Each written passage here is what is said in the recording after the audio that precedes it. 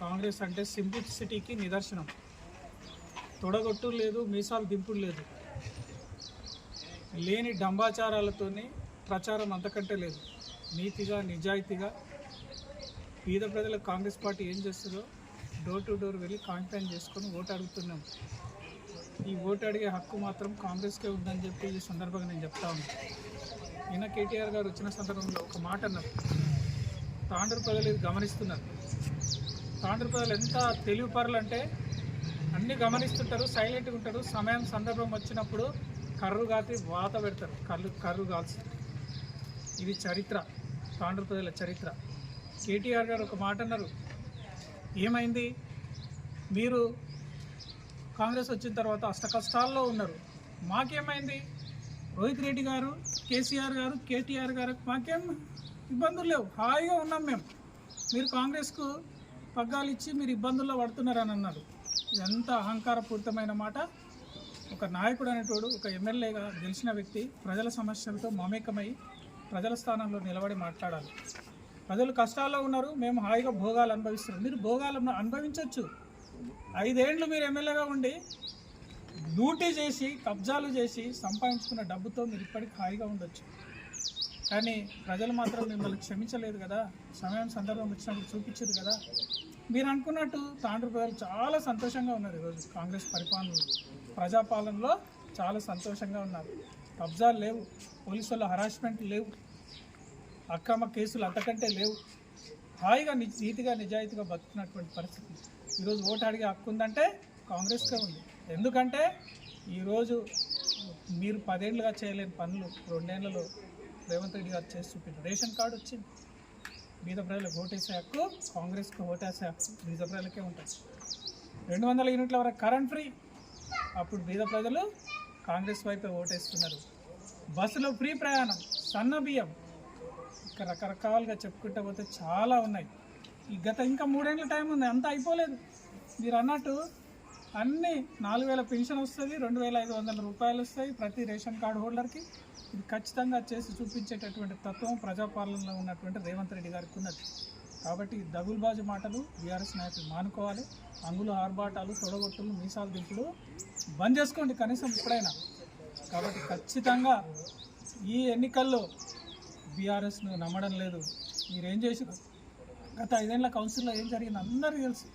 కొట్లాటలు, దందాలు, మన మున్సిపల్ ఫండ్ని అంతా లూటీ చేయడము, ఇదే కదా మీ ఆధ్వర్యంలో నడిచింది.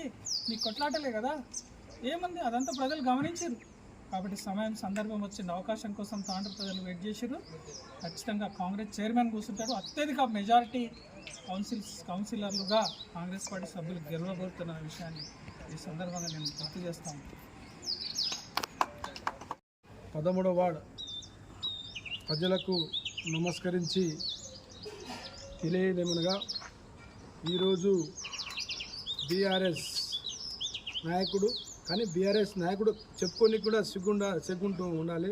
ఎందుకంటే గంటకు ఒక పార్టీ మార్చే నాయకుడు. ఈరోజు తను ఏం చెప్పిందంటే ఫంక్షన్ హాల్ ఫ్రీ. ఈరోజు ఫంక్షన్ హాలు ఎవరిదయ్యా? మోచి వాళ్ళ ప్లాట్లు కబ్జా చేసి ఈరోజు ఫంక్షన్ హాల్ కట్టినావు. ఆ ఫంక్షన్ హాల్ కూడా నీది కాదు, బినామీ. ఎవరు బినామీ అంటే అందరికీ తెలుసు. రోడ్లు కబ్జా, ఇవి కబ్జా, నీది కాని దానికి జూటా మాటలు చెప్పి దొంగ హామీలు ఇయ్యకు. అదేవిధంగా హాస్పిటల్ రోడ్ కబ్జా చేసినావు, మోరీ కబ్జా చేసి దాన్ని పెట్టినావు. అది కూడా ఆ హాస్పిటల్ అమ్ముకున్నావు, నీది కానే కాదు. దానికినేమో నేను ఫ్రీ ఇస్తాను, దొంగ మాటలు. ఇంకొకటి అవుట్సోర్సింగ్ ఉద్యోగాల ఎంతమందితో తీసుకున్నావు? ఒక్కొక్క పేద ప్రజలతో 1,50,000, 2 లక్షలు పీడ్చి తీసుకున్నావు పైసలు.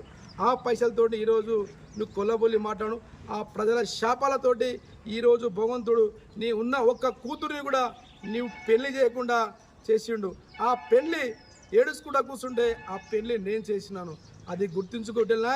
అదేవిధంగా మన్యాగూడలో నువ్వు డాక్టర్ భూమి మీ భార్య పేరు మీద, గవర్నమెంట్ ఎంప్లాయీ పేరు మీద భూమి ఆ రోజు రిజిస్ట్రేషన్ చేసి దొంగ రిజిస్ట్రేషన్ చేసినావు బిడ్డ. అది కూడా తీసి అమ్మినావు, అది కూడా తీస్తా. ఇంకొకటి చెక్ బోర్న్ కోసులు ఆయన మీద ఇప్పుడు కూడా కోర్టులో ఓ 20 నుంచి 30 చెక్ బౌన్స్ కేసులు ఉంటాయి. అన్ని బిడ్డ ఎలక్షన్ తర్వాత ఒక్కొక్కటి చిట్ట నీకు బెడదిస్తా, నీకు ఇడిసే ప్రసక్తే లేదు. నేను వార్డు ప్రజలకు తెలియజేయనుగా మీరు దయచేసి ఈ దొంగ మాటలు, దొంగ దగులు మాటలు నమ్మకండి. ఈయన జుడ్డ పొద్దుగాల ఒక మాట, సాయంత్రం ఒక మాట, రాత్రికి ఒక మాట నాయకుడు. మేము ఈరోజు 20-30 ఏళ్ల నుంచి మా రక్తంలో ఒకటే పాట, ప్రజల బాట, ప్రజల కోసం, ప్రజా సేవకై బతుకుతున్న నాయకులం మేము. ఈరోజు మా మచ్చలేని నాయకులం.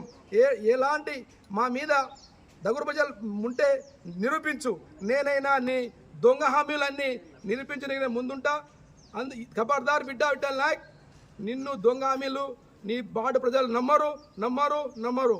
నేను 13వ వార్డు ప్రజలు తెలియజేయమనగా 11వ తారీఖు పొద్దున 7 గంటల నుంచి సాయంత్రం 7 గంటలకు హస్తం గుర్తుకు కాంగ్రెస్ పార్టీకి గెలిపిస్తే 13వ వార్డు ప్రజలకు ఎమ్మెల్యే మనోహర్ రెడ్డి గారు, డిసిసి దానసింగన గారు, మా బుయ్యని సీనన్న సహకారంతో 13వ వార్డు అభివృద్ధికి ఆదర్శ వార్డుగా తీర్చిద్దామని వాళ్ళు ఈరోజు హామీ ప్రజలకు ఇవ్వడం జరిగింది.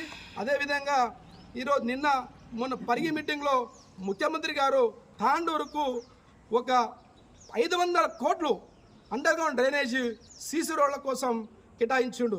అదేవిధంగా కాకినాడ నది నుంచి వాటర్, ప్రతి వాళ్ళలో వాటర్ ప్రాబ్లం ఉన్నప్పుడు ఆ వాటర్ తెచ్చడానికి కాకినాడ నుంచి వాటర్ పైప్ లైన్ ప్రత్యేకంగా సప్లై కోసం నిధులు కేటాయించడం జరిగింది. ఆ పైప్ లైన్ కూడా మన 13వ వార్డు నుంచే తాండూరుకు సప్లై అవుతుంది కాబట్టి 13వ వార్డు ప్రజల వాటర్ తీర్చడానికి మనోరన్న అత్యధిక నిధులు తీయడానికి నేను ముందుంటా. కాబట్టి ఈరోజు మీరు 11వ తారీఖు హస్తం గుర్తుకేసి నన్ను గెలిపిస్తే మీకు ఇచ్చిన హామీలన్నీ నెరవేర్తాం. దగ్గులు వచ్చి మాటలు మేము మాట్లాడాం అన్న మాట ప్రతి ఒక్క నెరవేర్చే బాధ్యత మాది. ఈ మాట నెరవేరకుంటే మీ ముంగలికి ఓటు అడగడానికి మేము రాం. కట్టుగా మేము చెప్తున్నాం. ఆయన నమ్మే దేవుని మీద ప్రమాణం. ఇప్పుడు నేను పరిస్థితి, నువ్వు దొంగ చీటర్వి, నిన్ను ఎప్పుడాక మీ సొంత ఊరు నమ్మలేరు. ఈరోజు తాండూరు 13వ వార్డు ప్రజలు నిన్ను నమ్మారని నేను తెలియజేస్తూ ముగిస్తున్నాను.